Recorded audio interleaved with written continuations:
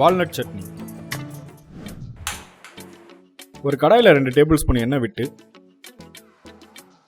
அதில் 1 டீஸ்பூன் உளுத்தம்பருப்பு, 5 பல் பூண்டு, கொஞ்சம் இஞ்சி, 8 காஞ்ச மிளகாய், கொஞ்சம் கருவேப்பிலை, 3 தக்காளி நறுக்கி போட்டு நல்லா வதக்கிக்கோங்க.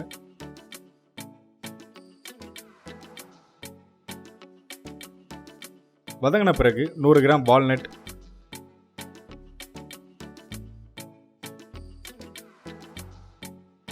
3 டீஸ்பூன் துருகுன தேங்காய்,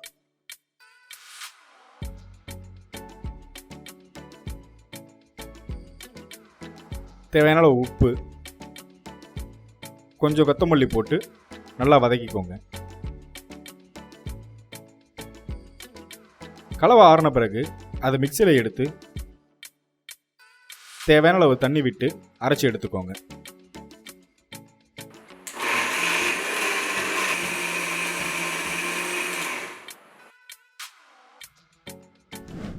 தாளிக்கிறதுக்கு ஒரு கடாயில் 3 டேபிள் ஸ்பூன் எண்ணெய் விட்டு அதில் 1/2 டீஸ்பூன் கடுகு, 1 டீஸ்பூன் உளுத்தம்பருப்பு, 1 காஞ்ச மிளகாய், கொஞ்சம் கருவேப்பிலை, கொஞ்சம் பெருங்காயத்தூள் போட்டு வதக்கி அந்த தாளிப்பை சட்னியின் மேலே ஊற்றணும். சுவையான வால்நட் சட்னி தயார்.